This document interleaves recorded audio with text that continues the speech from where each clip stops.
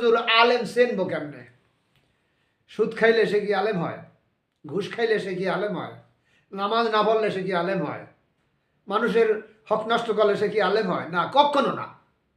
সে যদি বড় পীর সাহেব হয় আর যদি কথা দিয়ে কথা না রাখে, মুনাফিকি করে, সে কোনোদিন হক্কানি আলেম হতে পারে না। আমাদের দেশে অনেক মুনাফিক পীর আছে। কেউ ফেরে না খালি হাতে, ন্যাংটা বাবার দরবারে। কত যে বাবা আছে। হ্যাঁ, বাপ কি বেশি হওয়া সুলক্ষণ না কুলক্ষণ? বাপ বেশি হওয়া কুলক্ষণ মিয়া। বাপ হইল 5 জন, হাতে আঙ্গুল 5টি, বাপও 5 জন। কি কে? 1 নাম্বার হলো আদি পিতা আদম আলাইহিস সালাম, আমাদের আদি পিতা আদম আলাইহিস সালাম। দ্বিতীয় হলো মিল্লাত আবিকুম ইব্রাহিম আলাইহিস সালাম, আমাদের ইব্রাহিম আলাইহিস সালাম আমাদের জাতির পিতা। আর আমাদেরকে মুখস্থ করাইছে জাতির পিতা অমুক, জাতির পিতা অমুক। হ্যাঁ হ্যাঁ, আবার মূর্তি বানাই রাখছে, এই মূর্তি আবার ভাঙছে। জাতির পিতা আবার মূর্তি ভাঙে কেন? মূর্তি হইবে কেন? ইব্রাহিম আলাইহিস সালাম বলছে নাকি আমার মূর্তি তোমরা বানাই বানাইয়া রাস্তায় রাস্তায় ঘুরাও? আল্লাহ আমাদের বোঝার তৌফিক দান করুন। যেটা আল্লাহ পছন্দ করেন না, সেটা জনসাধারণও পছন্দ করে না। বাংলাদেশ মূর্তি মুক্ত হয়েছে, এই জন্য আল্লাহ শুকর আদায় করি, আলহামদুলিল্লাহ। আমি কাবাগরের গেলাপ ধরে বলছি, আল্লাহ বাংলাদেশে বড় করুণ অবস্থা, বাংলাদেশে তুমি পুরুষের শাসন আমাদেরকে দাও, পুরুষের নেতৃত্বে আমরা যেন থাকি, পুরুষের শাসন দাও। আল্লাহ মেহেরবানি।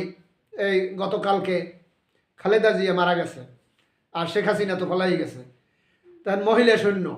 তো আমরা ওই যে দোয়া করছি 2014 সালে কাবাঘরের চত্বরে বৈশা, আল্লাহ মনে হয় সেই দোয়া কবুল করেছেন। 11 বছর পর দোয়া কবুল হয়েছে। এবার জি আমাদের ভোট নিতে আসবে পুরুষ, আলহামদুলিল্লাহ। তো ওদিকে যাব না, যে কথা বলতে চাইছিলাম, কথায় কথা আসে। তো ওলামা উম্মতি কাম্বিয়ায় বানি ইসরাইল, উম্মতের মধ্যে একজন হক্কানি আলেম বনি ইসরাইলের একজন নবীর সমান। এখন বলবেন হুজুর এই হক্কানি আলেম চেনবো কেমনে? আমি আপনাদেরকে একটা থার্মোমিটার অর্থাৎ হক্কানি আলেম চেনার একটা উপায় বলে যাচ্ছি। মান যাক্কারাকুম বিল্লাহি রুয়াতুহু, ক্বালা নবী সাল্লাল্লাহু আলাইহি সাল্লাম, মান যাক্কারাকুম বিল্লাহি রুয়াতুহু। একটু আগে যাই। সাহাবীরা বললেন, ইয়া রাসূলুল্লাহ, আমাদের মধ্যে সবচাইতে বেশি সম্মানিত কোন ব্যক্তি? হুজুর বললেন, মান যাক্কারাকুম বিল্লাহি রুয়াতুহু, যাকে দেখলে আল্লাহর কথা স্মরণ হয় সে হলো হক্কানি আলেম, সে হলো সম্মানিত। ইন্না আকরামাকুম ইনদাল্লাহি আতকাকুম, যে ব্যক্তি আল্লাহ তাআলাকে বেশি ভয় করে সে হলো আল্লাহ তাআলার নিকটে প্রিয়। আর অনেক দলিল আছে, আমি সেদিকে যাব না। তো হক্কানি আলেম চেনার উপায় বলে যাচ্ছি 3টি।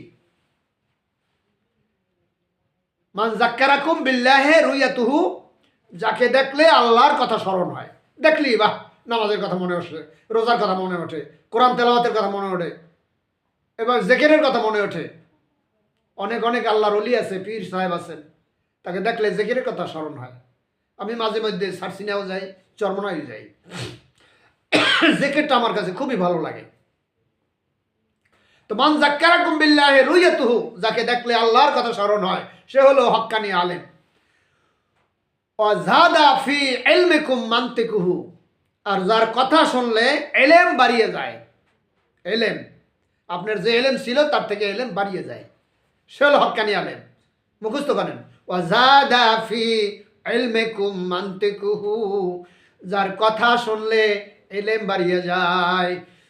3 নাম্বার হলো ওয়া যাক্কারাকুম বিল আখিরাতি আমালুহু, ওয়া যাক্কারাকুম বিল আখিরাতি আমালুহু, যার আমল দেখলে, চলাফেরা, কাজকাম, রীতিনীতি, বক্তৃতা, ওয়াজ ইত্যাদি দেখলে আখিরাতের চিন্তা বাড়াইয়া দেয়, সে হলো হক্কানি আলেম।